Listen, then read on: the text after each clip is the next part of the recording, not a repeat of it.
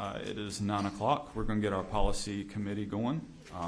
Our 3 board members are here, and we will get this thing started. Can we go ahead? Okay. First, we're just going to address the elephant in the room and a lot of the reason why media is here. But we had some policies that we removed from the board meeting this past Tuesday. I asked Katie to come in and bring state and federal law so we can discuss and look over it. And then we will discuss after. So Katie, if you don't mind, first, if you don't mind going over federal law, and then we'll go over state. Thank you, Chairman and members of the Policy Committee. Today, I think I wanted to make sure that you all were aware of the current state of the applicable federal and state law. We have reference to sexual orientation and gender identity as protected classes in our policies due to the decision in the U.S. Supreme Court case of Bostic, which gives protections to sexual orientation, and they're entitled to equal protection under the law. The Fourth Circuit case in Grimm provides protection for gender identity for the Fourth Circuit, and North Carolina sits in that circuit. In addition to those federal protections, there are several, about 3 state laws that actually reference the protection against bullying for sexual orientation and gender identity. And at this point in time, I know there has been a lot of confusion with executive orders and various information coming from the federal government. At this time, the law has not changed. And I would recommend that the policy committee consider not changing the language in the policy at this time unless and until the federal and state law change. Thank you. Can you give those state laws? Do you have those? Yeah, it's 115C 407.15 requires you to have a policy about protection against bullying and harassing. 115C-407.16 includes all the differentiating characteristics that cannot be a cause for bullying or harassing, which explicitly says sexual orientation and gender identity. And then the final law is 115C-407.18, and it is the construction of the article and how to interpret it as pertains to state law.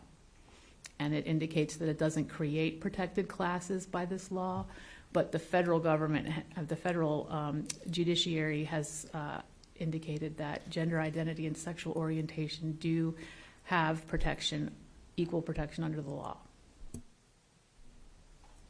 Okay, thanks. Board members, I'm opening it up if y'all have any comments. Well, I would think we need to abide by what our state and federal laws say right now. You know, these things may change, and then we'll address it as it does,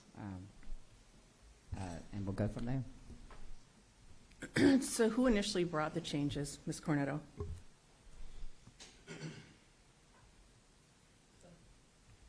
The policy committee? The policy committee just gets a packet with policy items lined out. So who lined out gender identity and sexual orientation when the policies were brought to us? At the direction of the chair, the staff made the edits to bring to the policy committee. So Ms. Andrews asked you to line out sexual orientation and gender identity, is that correct? Or are we talking about the chair of the committee who is? In consultation with the chair of the committee. So Mr. Donovan asked you to line out sexual orientation and gender identity? Yes. It was under his direction? Yes. Was there any legal consultation about that? Yes. So what has changed from when you initially brought that policy with those lines legally to today? Nothing has changed. August. So why was it lined out then? If you gave him legal consult and he brought it to this committee with it lined out for us to vote on, what was the reasoning and logic behind lining it out. At the direction of the policy chair, I prepared with Dr. Pierce policies for your review to bring forward to the board. So it was just the direction of Kevin Donovan to line those items out. And you consulted him, just like you just did today, saying legally nothing's changed, legally we need to keep those in. And he said no, and you brought it to us lined out, is that correct? This is the same advice I gave in September of last year. Nothing has changed in my advice.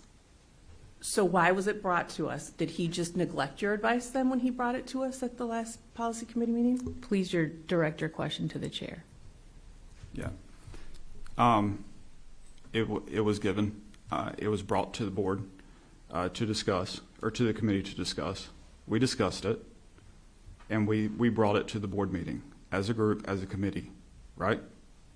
No, I got here and there was a packet and it had the edits in them with the lines over it, and I was told it was because of the Dear Colleague letter sent down by the Trump administration, that the executive order trumps over state law, it trumps over policy.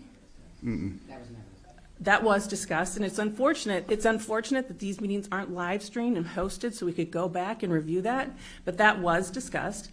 And Katie was here remotely, and that was the reasoning and logic we were given behind it. I was never told that it was Kevin Donovan's instruction to line those things out. But just in general, it was brought to the committee, correct? Apparently it was brought by you lined out.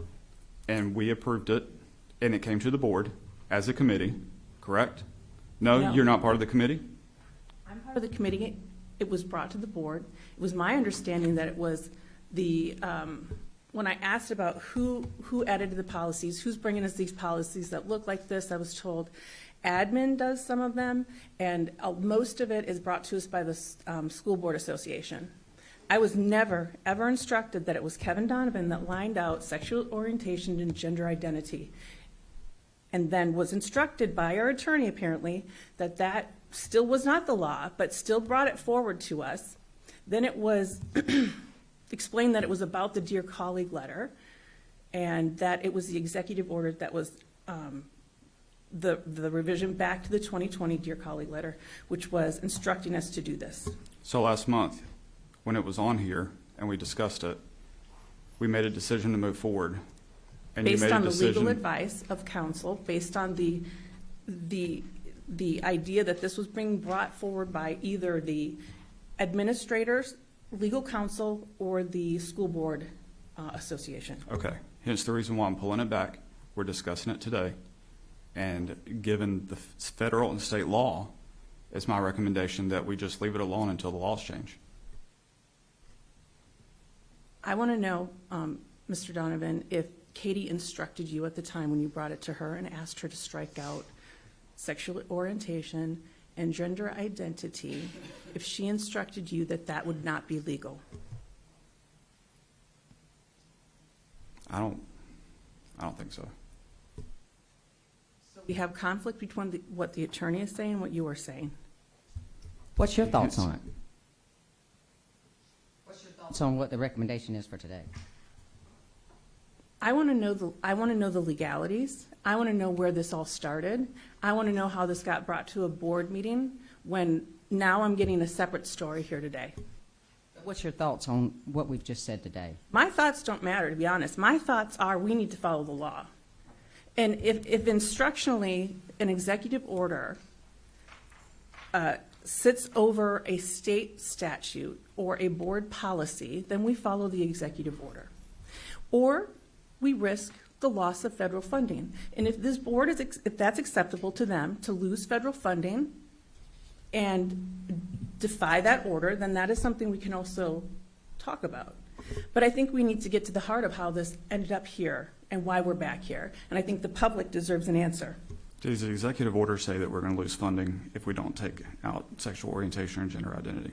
The executive order talks about programming, and it talks about the idea that there are only two sexes, and that's the only way to identify humans, and that there will be consequences, including the loss of funding, if that is not how we are proceeding as a local board. But is the executive order going to be, is it law or is it just instruction? So the executive order does not have the full force and effect of law over the U.S. Supreme Court.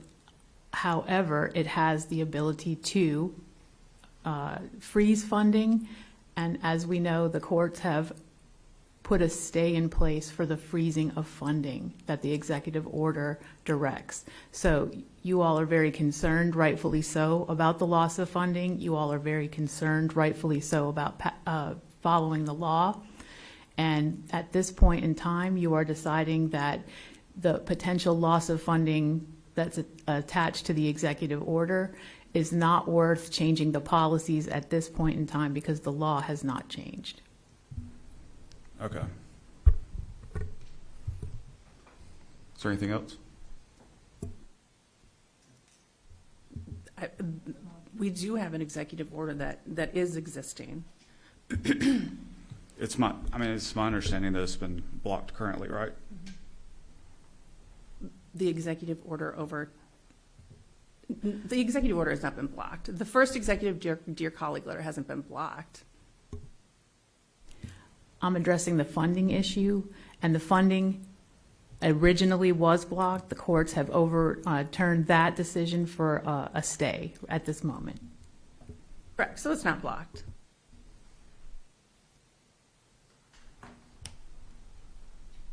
Anything else? So there is a subset of policies. It's not one policy. There's multiple policies that serve different purposes. I think we need to instruct the public too that these aren't like long-standing things that were inside a lot of these policies. These are newer things that were inserted over I think in 2023. So it's not like that's just been in there forever. The state statute under .18, I think says, and I think Ms. Cornetto referred to that these are, having them in a bullying and harassing policy does not make them protected classes. And I think that's some of the issue with the public too. When we expand protected classes, it becomes a problematic because it actually, I think the state statute is kind of double-minded because it actually does create protected classes just by saying, I'd have to look up the policy, the actual statute, and I had it here. Yes, 407.15C. Yeah, I have it here. They call them motivated characteristics, not protected classes under the definition of bullying. So those are motivated characteristics. But essentially, it becomes a protected class. I think it's double-minded. We either need to do one thing or not the other because you are essentially protecting those people underneath the statute. I would prefer, and I think it was brought up by one of our speakers, that we use broad language. I think we just say we will not tolerate bullying, period. We don't have to expand into every avenue because the truth is, all different kinds of children can be bullied. It doesn't take one class or another class. And I think we end up in political tug of wars when we don't use broad language. And I think that might be more problematic than, I think we just use broad language. That would be my recommendation. Okay, no, I appreciate that. And believe it or not, I agree with you on the broad language. I think when we had speakers, not yesterday, but Tuesday, it was a great idea, and it's something that's been discussed because every child in our school system has to be protected, every one of them. There's no room for bullying and harassment in our school system at all. We know it happens, but we've got to crack down on it. We can sit here and talk policy all day, but we've got to get in the classrooms and make sure that kids are protected. I'm not saying us, I'm saying just in general. And I agree with all those sentiments. I did answer all my emails that came into me about this. I really did. I don't think I got to Mr. Chapman's. I think he was one of the first who's here today with us. Thank you for coming. But I was reading over and over in emails where people were upset. Their child had been bullied. They felt like bullying policies were not being equally distributed among our entire district. And I think I think what this has actually shown us is that we need to have a better regulation or policy or whatever we do. And it needs to be rolled out across the district in a way that every school knows and can understand exactly how these issues need to be handled. So we aren't getting one school that we're seeing a lot of issues at and another school that's handling it well. We need to be addressing this more universally. Okay, so with that said, I'm gonna make the recommendation that for now, we pause on this. We have more conversations about the broad language, and then we follow our federal and state law. Yes, I would like, and it would be my ask, that we would send it back to the attorney, that she would rewrite these policies to make them broadly acceptable, that we do not have to then come back to the public with this on a second read, that she would bring it back to us at the next committee meeting with broad language that is acceptable to everyone. Completely agree. All right, that sounds good. Let's move on to our first item. All right, board members, what you have in your packet is on our webpage where you normally go, where our policies under review page. You'll see that policies that were on first read are now on second read. Your packet is, the website is what's updated. This thing's got printed in your packet before, but the things that are on first read are now on second. Also, you see our committee meeting dates, and then you see number 4, which is a regulation code. Does not take your approval, but did want to bring it to your attention. Regulation code 4201-7271, which is injury and loss prevention, and we feel the need through our workman's comp and